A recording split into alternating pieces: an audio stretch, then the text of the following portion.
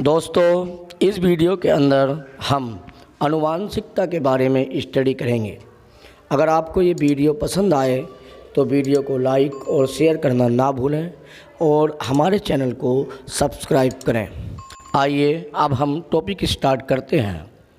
आनुवांशिकता या जेनेटिक्स यानी कि वह लक्षण जो माता पिता से संतान में जाते हैं आनुवांशिक लक्षण कहलाते हैं और इन लक्षणों का जनरेशन बाय जनरेशन वंशागत होना ही आनुवांशिकता कहलाता है।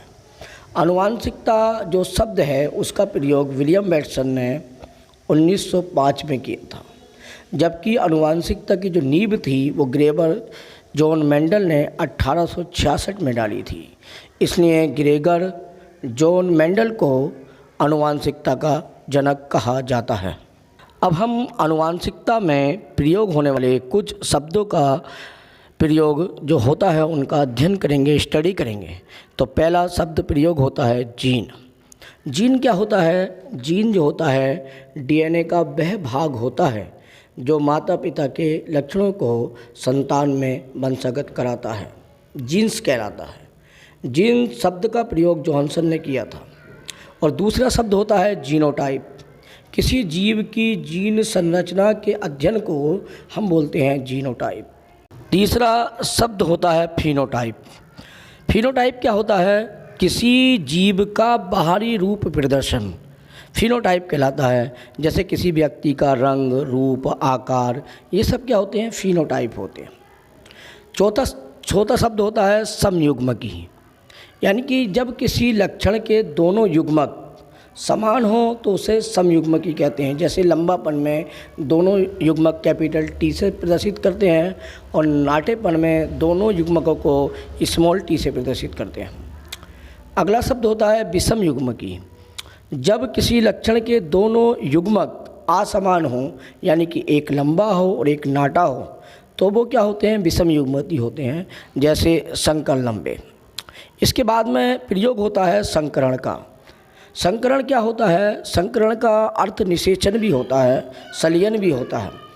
जब विपरीत लिंग वाले जीवों के बीच होने वाले युग्मक संलयन को हम बोलते हैं संकरण, यानी कि नर और मादा के बीच युग्मक का जो संलयन होता है, मिलाप होता है, उसको संकरण कहा जाता है। अगला शब्द होता है संकर। तो संकरण के द्वारा जो संतान उत्पन्न होती है उसको हम संकर कहते हैं। आइए दोस्तों, अब हम मेंडल के आनुवांशिकता के नियमों का अध्ययन करेंगे। जैसे कि आप जानते हैं कि मेंडल के आनुवांशिकता के 3 नियम होते हैं। मेंडल ने आनुवांशिकता के 3 नियम प्रस्तुत किए हैं। पहला नियम है प्रभाविता का नियम। प्रभावी लक्षण जो होते हैं वो पहली पीढ़ी में प्रकट हो जाते हैं और अप्रभावी लक्षण जो होते हैं वो पहली पीढ़ी में प्रकट नहीं होते हैं। जैसे कि एग्जाम्पल के तौर पर देखा जाए तो एक लंबे आदमी का विवाह एक नाटी औरत से हो, तो अगर बच्चे पहली पीढ़ी में लंबे हैं तो प्रभावी आदमी होगा, सही है, और अगर नाटे होंगे तो प्रभावी औरत होगी।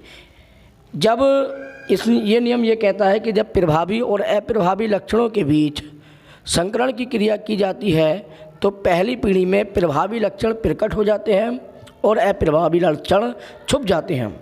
इसे ही हम कहते हैं प्रभाविता का नियम। जैसे कि लंबे पौधे और नाटे पौधों के बीच संकरण की क्रिया होती है तो पहली पीढ़ी में सभी लंबे पौधे उत्पन्न होते हैं, क्योंकि लंबापन जो होता है वो प्रभावी होता है और नाटापन जो होता है वो अप्रभावी होता है।